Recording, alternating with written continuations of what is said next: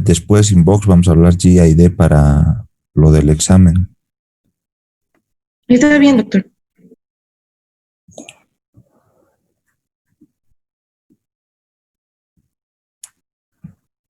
Seguimos en trastornos del equilibrio ácido-base. Como les dije, chicos, de una forma para no entenderla, pero existen algunos mnemotécnicos para que podamos entonces resolver esto cuando sean ustedes estudiantes, vayan a rotar alguna, estuvieran en práctica, por ejemplo, nefro, no sé, alguna asignatura que van a medicina interna de los hospitales. Siempre existe asignaturas donde existen internos, residentes que les van a preguntar mucho acerca de esto, y más cuando sean internos. Entonces van a rotar medicina interna, van a rotar en cirugía, les van a preguntar en terapia intensiva, cuando roten anestesia, etcétera. Lo ideal es entenderlo. Y si no, también existen algunos truquitos, podríamos decir, para poder entenderlo. Como vemos en esta balanza, podríamos decir, vean, existen la acidosis, donde la D está con mayúscula, acidosis, ¿no? Entonces, ¿qué es lo que pasa? Desciende, está descendido el pH, el potencial de hidrogeniones, ¿no? Y si está descendido el potencial de hidrogeniones, sabemos que están elevados los iones de hidrógeno, Mientras que en la alcalosis tiene una L, ¿sí? De levantar o elevado. ¿Quién? El pH. Entonces está elevado el pH encima de su valor normal. Si está elevado el pH, los hidrogeniones entonces están descendidos, porque recordamos que es el pH, es el logaritmo inverso de la concentración de hidrogeniones, ¿no? Menor pH, mayor cantidad de hidrogeniones. Mayor pH, menor cantidad de hidrogeniones. Entonces no se olviden de esa palabrita de la D y de la L, ¿no? Que eso nos ayuda mucho entonces a recordar. Saben ya los valores que la mayoría de los autores entonces utilizan. Si me dicen, doctor, he visto que algunos autores cuando lean, porque es insuficiente, chicos, o sea, las clases son para explicarlas, pero no siempre en el examen entra solamente lo de clases, diría yo 50%, ¿no? Bueno, entonces, por ejemplo, si hay autores que el bicarbonato lo toman hasta 19 a 26, otros de 22 hasta 28. Bueno, un promedio es ese. Insistimos entonces con estas balancitas o estas pendientes, ¿no? Donde la L está de levantar, de elevar el pH. Estaría entonces mayor a 7,45. Si está mayor a 7,45, entonces sabemos que es una alcalosis. Mientras que la acidosis tiene que ser menor a 7,35, que tiene la D, ¿no? Está descendido el pH, descendido. Nos referimos al pH, Ahora,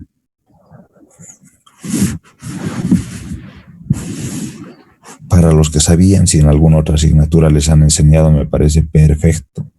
Y para los que no sabían, creo que esta forma de aprender ayuda mucho. Nunca se olviden de esta palabra miro. Les dije en la anterior clase que les iba a explicar así de una forma muy práctica para que cuando a ustedes vayan a rotar, entonces tengan algún paciente de los más comunes que van a ver, intoxicaciones por alcohol, una cetoacidosis diabética. Entonces, o si están en terapia, pueden ver hasta todos los diferentes cuadros que nos dan estos trastornos de equilibrio ácido-base. Esta palabrita, miro, ¿no? Que significa miro el cuadro. Es un mnemotécnico para, entonces, se refiere a metabólico igual. mi, metabólico igual. ¿Ya? Y los respiratorios opuesto. Miro, no se olviden, chicos, ¿ya? Esto les va a ayudar mucho. Mejor si lo entienden, pero siempre, si lo entienden el trastorno, y el trastorno, ¿cómo hay que intentar? Viendo al paciente, no de memoria. Pero si ustedes entienden, esto les va a ayudar. No se olviden de miro. ¿Qué significa metabólico igual? Tenemos entonces en el cuadro, por ejemplo, alteraciones metabólicas, tanto acidosis como alcalosis. Ya habíamos visto, o sea, acidosis, ¿qué significa? ¿No? Que está aumentado los hidrogeniones. Y si está aumentado los hidrogeniones, que va a estar disminuido el pH. Pero si nos vamos al mnemotécnico, entonces acidosis tiene la D, descendido el pH. Si no lo entiendo, entonces podría irme a lo de memoria. D, ¿no? Está descendido el pH. Miro igual. Entonces, si es metabólica, ¿qué va a estar alterado? El riñón. Y el riñón tiene que ver con el bicarbonato. Entonces va a estar descendido. Entonces, si voy al mnemotécnico, igual. Si el pH está descendido, el trastorno igual, descendido. Y lo propio pasa entonces con su mecanismo compensador, descendido. Entonces, de esa manera, fíjense, chicos, miro igual, metabólico igual. Si tengo el pH descendido, el trastorno y la compensación igual, descendidos. Al revés, metabólico igual. Si tengo una alcalosis, sé que el pH va a estar elevado, alcalosis, ¿no? Porque van a estar disminuidos los hidrogeniones. Pero si me voy a la memoria, chicos, hemos visto esa palanca o esa balancita que tiene L de levantar, elevado el pH. Como es metabólico igual, entonces, ¿qué va a estar también elevado? Entonces, si es metabólico, el riñón, con la secreción, entonces se absorbe menos bicarbonato y su mecanismo compensador, lo propio, elevado. Entonces, de esa forma, ustedes al ver ya una gasometría, inclusive hasta sin que podamos ver al paciente, podemos entonces sacar nuestro diagnóstico. Al contrario, respiratorio opuesto. Respiratorio opuesto. ¿Qué pasa con los respiratorio opuesto? Acidosis, eso ya sabemos, ¿no? Acidosis. Que el pH está disminuido, menos de 7,35. O si vamos a la balancita, tiene descendido el pH. Opuesto. El trastorno, entonces, si es respiratorio, el trastorno va a estar opuesto al pH, elevado. Y su mecanismo compensatorio, elevado. ¿No? Alcalosis. ¿No? Sabemos que el pH está elevado, ¿no? O si vamos a la palanquita, L de levantar, pH elevado. Pero en respiratorio hemos dicho respiratorio opuesto. Si está elevado el pH, el trastorno va a estar disminuido y su mecanismo compensador disminuido. Creo que es una forma muy práctica, chicos, que les va a ayudar mucho. No se olviden. Miro, metabólico igual, respiratorio opuesto. Es una manera simple, sencilla. Ahora tratando de entender. Sabemos, reiteramos que esté reiterado, porque si esto no sabemos de memoria, chicos, difícilmente vamos a entonces llegar a tener o aproximarnos a un diagnóstico de un trastorno de equilibrio ácido-base. De la ecuación de Henderson-Hasselbalch, lo que interesa, chicos, entonces es esto, ¿no? Que el pH es directamente proporcional al bicarbonato e inversamente proporcional, entonces, al dióxido de carbono, inversamente proporcional, ¿no?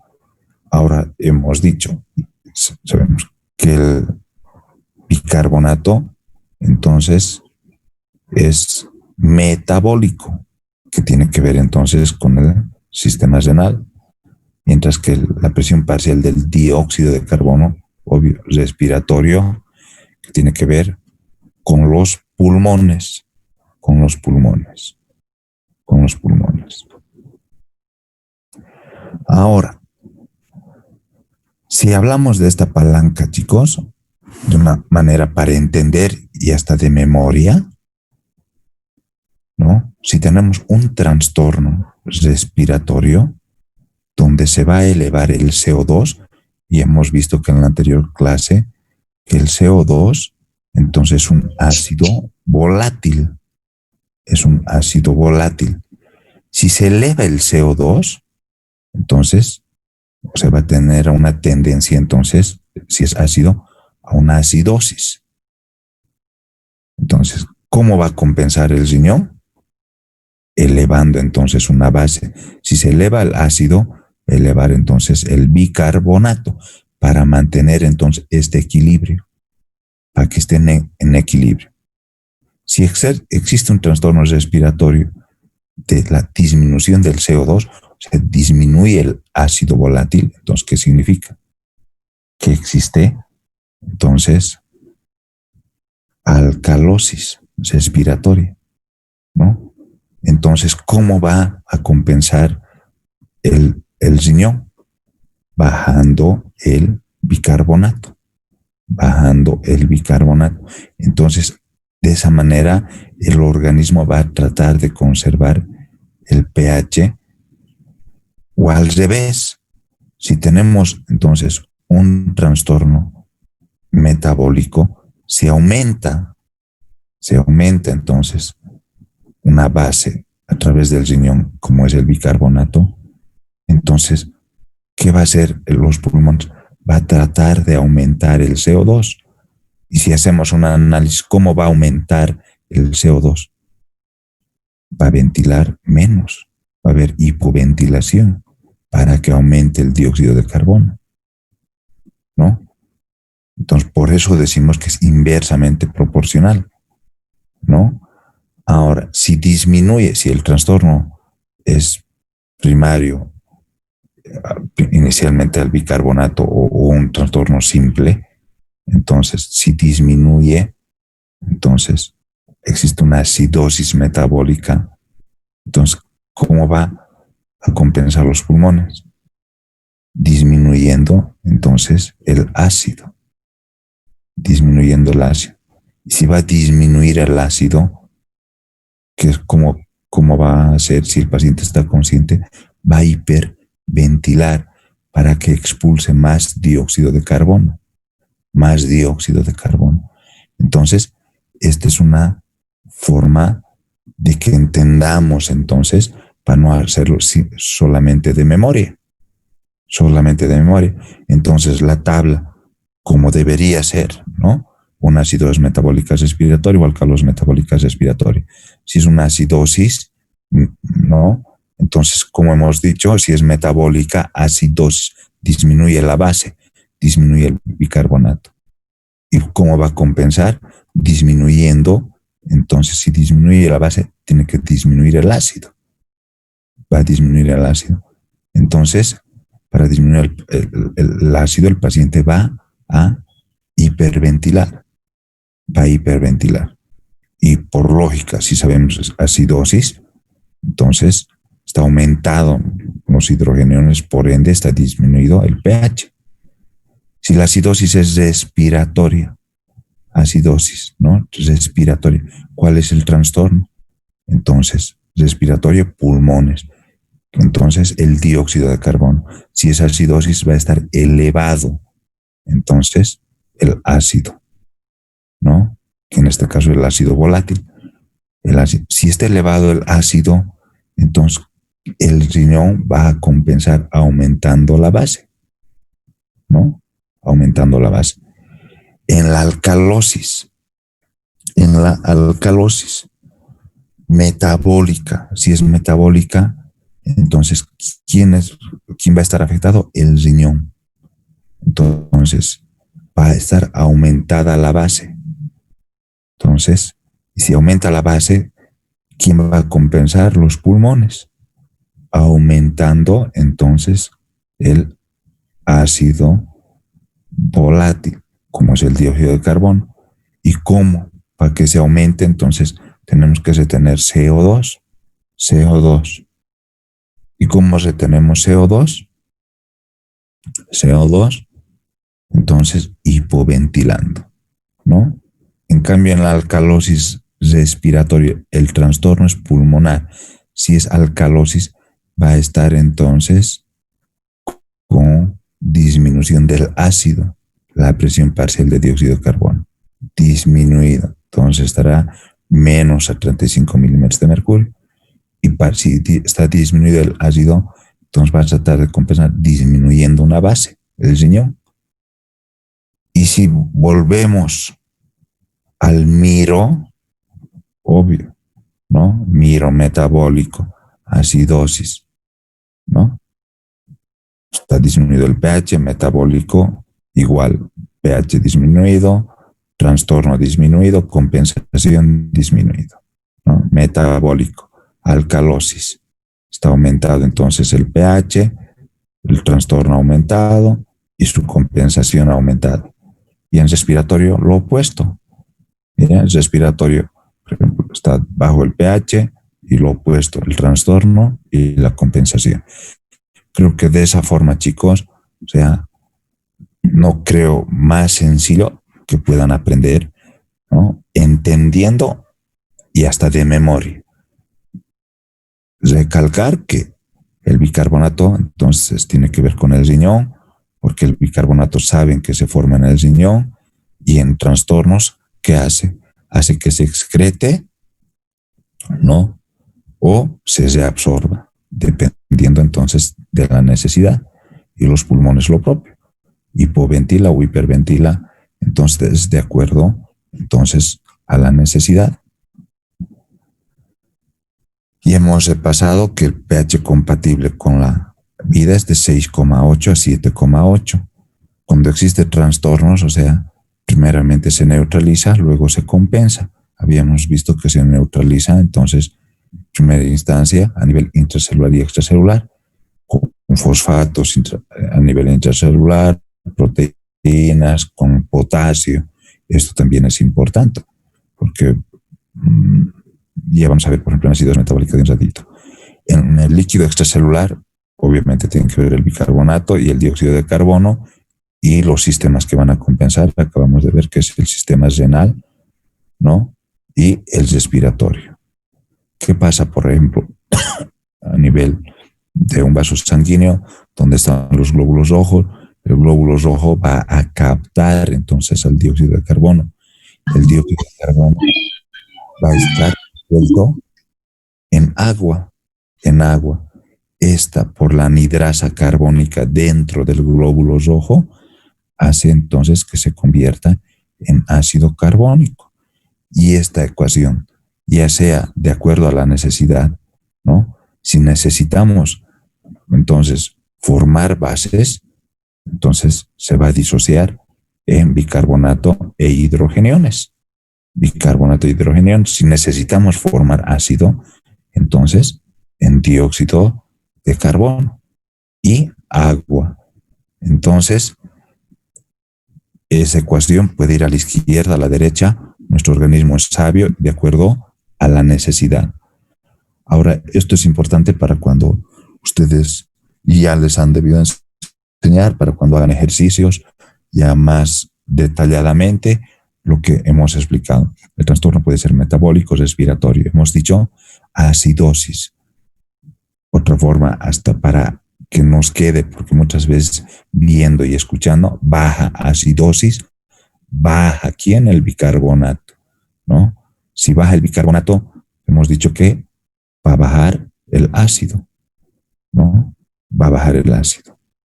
¿Cuánto va a bajar por cada mili equivalente? ¿No? Por cada unidad de esta, va a bajar 1,3 milímetros de mercurio de PCO2. Al revés, cuando es una alcalosis, entonces sabemos que sube. Y para compensar, entonces va a subir la PCO2, va a subir entonces el ácido. Por cada unidad de esta sube 0,7 milímetros de mercurio. 0,7 milímetros de mercurio. Cuando el trastorno es respiratorio, existe acidosis y alcalosis, como hemos visto. En acidosis va a subir el ácido, ¿no? El CO2, la presión parcial de dióxido de carbono, ¿no? Y su forma de compensar puede ser de una forma aguda o crónica, ¿no? Porque el riñón tarda un poco más también en formar entonces el bicarbonato, ¿no? Si es de forma aguda, si sube el CO2, va a subir entonces por cada milímetro de mercurio, va a subir 0,1 miliequivalente por litro de bicarbonato. Mientras que en la forma crónica, por cada milímetro de mercurio de CO2, va a subir 0,4 miliequivalentes por litro de bicarbonato. En cambio, en la alcalosis respiratoria, lo propio. Su mecanismo puede ser agudo o crónico. Si es agudo, si baja el CO2, va a bajar entonces el bicarbonato. En la forma aguda, 0,2 miliequivalentes por litro. ¿Ya? Y en la forma crónica, baja 0,4 miliequivalentes por litro de bicarbonato. Ahora, respecto al anión gap, también conocido como hiato aniónico o brecha aniónica, que ustedes lo conocen de memoria. Esta se presenta en la acidosis metabólica. Entonces ya adelantamos también qué es la acidosis metabólica. Los valores, entonces, ya estudiado acidosis, pH bajo, acidosis, entonces va a estar disminuido el bicarbonato y se va a compensar con una disminución del CO2. Entonces, que eso de la forma entendida o de memoria ya ustedes pueden sacar. Existe entonces un principio de electroneutralidad, que establece entonces que los cationes tienen que ser igual a los aniones. Es decir, la suma de todos los que tienen carga positiva tiene que ser igual a los que tienen carga negativa.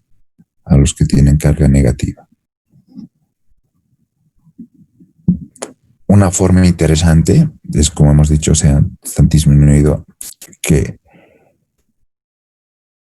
unos autores, chicos, cuando lean, suman el sodio y el potasio, que es lo adecuado, la mayoría de los autores. Pero les he hecho este ejemplo para que vean que también algunos solo toman en cuenta al sodio. Pero lo ideal es tomar en cuenta dentro de los cationes al sodio y al potasio. Entonces, en una acidosis metabólica, entonces el sodio tiende a estar normal, pero al valor reportado, ustedes entonces van a restar ¿qué? Los aniones. ¿Cuáles se restan? La suma del cloro y del bicarbonato. Por ejemplo, en este ejemplo, tenemos 140 de sodio y la suma del bicarbonato, ¿no? Entonces nos da 129. La diferencia es 11. Esos aniones no cuantificados, que no se pueden cuantificar, constituye el anión gap, el anión o hiato aniónico o brecha aniónica también, como se llama. cuyo valor normal es de 8 a 12 miliequivalentes por litro. ¿Quiénes son estos aniones GAF no cuantificados?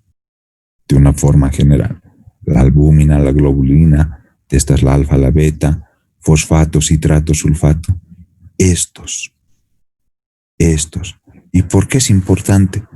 Porque en la acidosis, como hemos visto el ejemplo, entonces, metabólica, entonces puede haber, entonces, ¿qué va a haber en la acidosis metabólica? Va a estar disminuido el bicarbonato. Y para compensar, entonces, puede entonces estar aumentado el cloro o se va a aumentar los aniones no cuantificados. Si está aumentado el cloro, para tratar entonces de compensar estos aniones GAF no cuantificados, para entonces tener adecuada este principio de electroneutralidad para que los aniones sumen igual a los cationes, entonces va a aumentarse el cloro, ¿no? En ese caso, entonces es un anión GAP normal. Va a estar normal, entonces los aniones no cuantificados a expensas del cloro. Por eso se llama anión GAP normal hiperclorémico. Ejemplos, una diazea, ¿no? Donde existe una gran pérdida de bicarbonato, ¿no? Ejemplo, una fístula pancreática, acidosis tubular renal. Entonces, mientras que cuando están aumentados los aniones GAP no cuantificados, ¿no? Va a estar entonces el anión GAP elevado, pero no es a expensas del cloro, por eso son normoclorémicos. Ejemplos de esto, que estos van a ver, chicos, ¿no? Una acidosis metabólica cuando vayan a rotar a hospitales, cuando hagan su internado, van a ver. Entonces, con anión GAP normal, hay trastornos diarreicos importantes, acidosis tubulares importantes. O si no, con aniones, o sea, no cuantificados elevados. Por ejemplo, entonces, en un paciente diabético que tenga, entonces, que sea insulino dependiente, que no se haya administrado insulina, ¿no? Entonces, ¿qué va a formar? Los cuerpos cetónicos. Puede llegar a una cetoacidosis diabética, donde va a estar entonces aumentado ¿qué cuerpos cetónicos? El acetoacetato y el beta-hidroxibutirato. Entonces, el acetoacetato, ¿qué va a dar lugar? A la formación de qué? Del ácido, entonces, acetoacético. Y el beta-hidroxibutirato da la formación del ácido beta-hidroxibutírico. Pero también estos chicos saben que los cuerpos cetónicos en cantidades normales se forman entonces a través de en las mitocondrias en el hígado, entonces para dar energía. Pero en casos de trastornos como la diabetes mellitus son tan elevados que entonces van a hacer parte entonces de estos aniones, ¿no? De estos aniones GAP no cuantificados, y como forman ácidos nos van a dar entonces acidosis metabólica. Por eso es bueno ver no solamente de memoria, como hemos dicho, al paciente, dándonos cuenta si es un paciente diabético, tiene que ver pues con metabolismo. Entonces vamos a ver que se trata de una acidosis metabólica.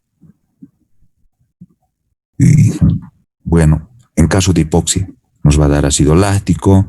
En caso de sobredosis de aspirina, que es el ácido acetil salicílico, nos va a dar el ácido salicílico.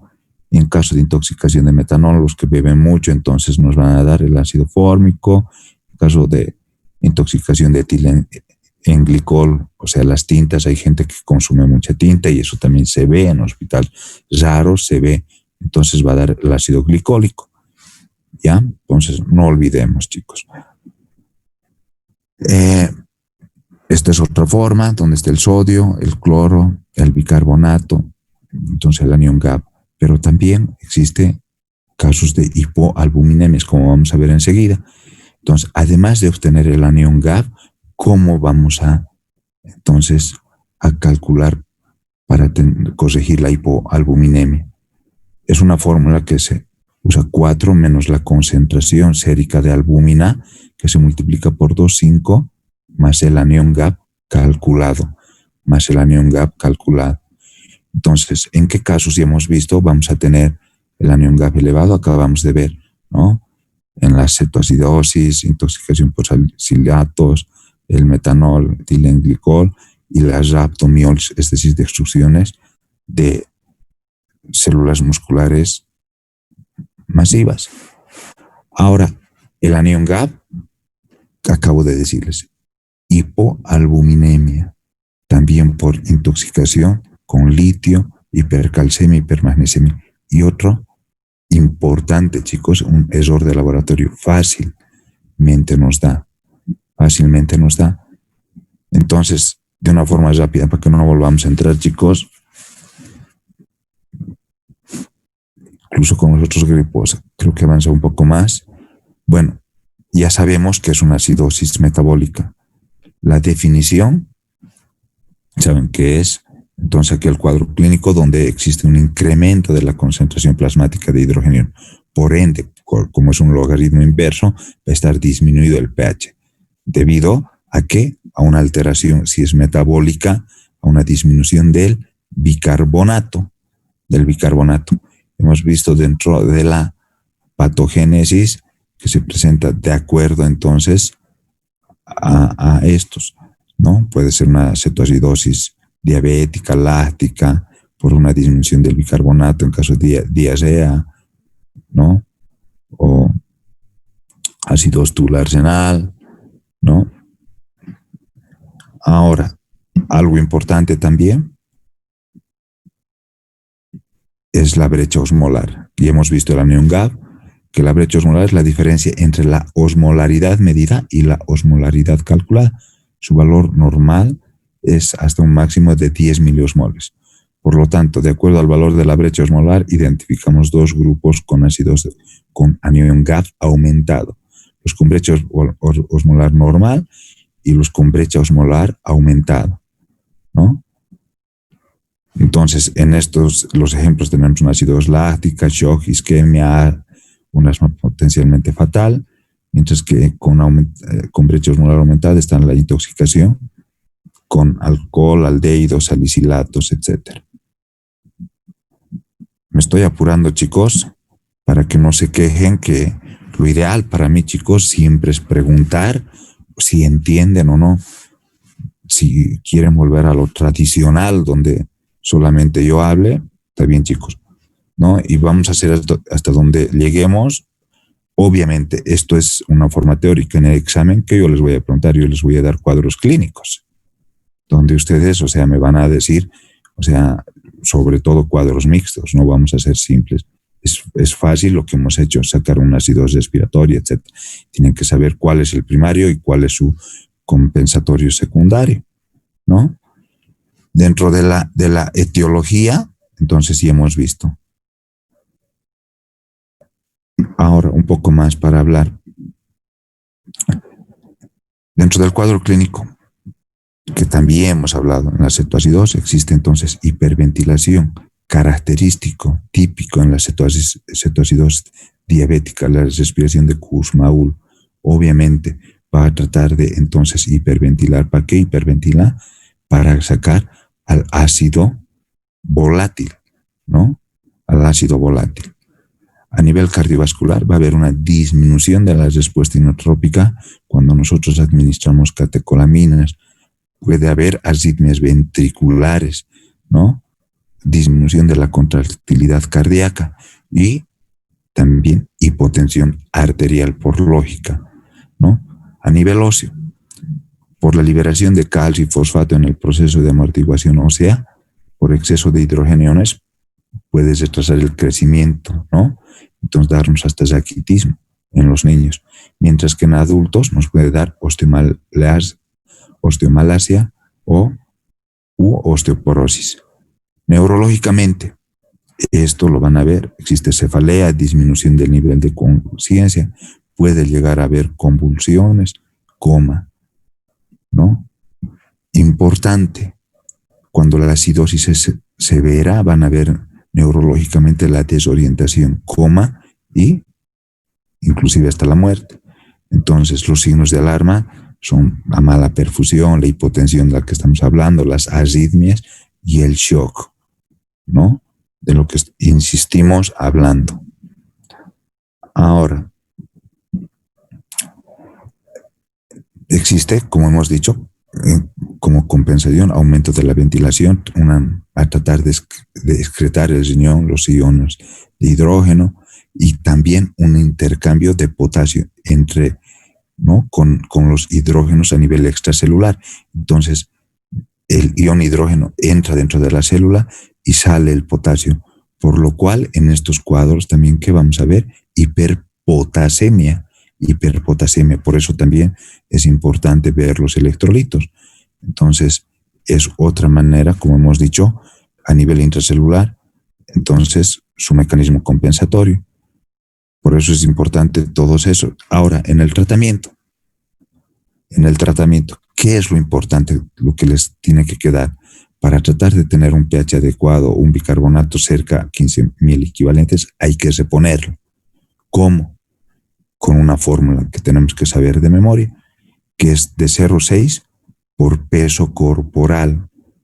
Este resultado multiplicamos por la diferencia del bicarbonato deseado, ¿ya? Y el bicarbonato medido.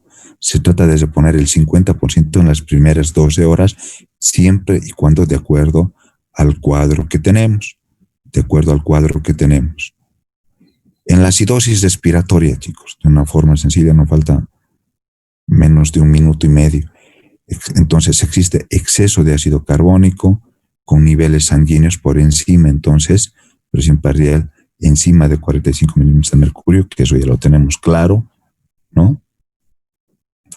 Entonces, ¿qué es lo que va a producir? Hipercapnia, aumento entonces encima de los 45. ¿Cuáles pueden ser las posibles causas? Neumotórax, edema de pulmón, depresión del sistema respiratorio. ¿Por qué? Sobre todo por esas intoxicaciones con benzodiazepínicos, ¿no? Sobredosis de sedantes, que muchos jóvenes sobre todo, no sé si saben muy bien farmacología, pero le achuntan mal, quieren con 10 neuril o 20 neuril matarse, o sea, se equivocan. Cuando alguien quiere morir, existen otras formas seguras y le dan a lo menos inseguro, ¿no? Entonces puede ser por broncoespasmo, obstrucción de vías respiratorias, enfermedad pulmonar obstructiva crónica. Entonces, ¿qué es lo que van a hacer? Van a tratar de eliminar el ion hidrógeno y retener bicarbonato como compensador. Ahora, solamente 2 de sus compañeros de los anteriores grupos se han dado cuenta. Hay que tratar la causa esencial, ¿no? Broncodilatadores, entonces, tratar de desobstruir, entonces, si existe por broncoespasmos, etcétera, por bronquitis crónica, asma, etcétera, ¿no? Y el respirar en una bolsa de papel. Esto, chicos, si ustedes han entendido, saben que no es lo correcto. Y vean en qué tipo de trastorno es su tratamiento. Solamente 2 de sus compañeros se han dado cuenta, que me han escrito al grupo de WhatsApp. Ahí quedamos, chicos, para no volver a entrar. Terminen de estudiarlos, por favor, esto, y la próxima clase nos vemos con el siguiente tema.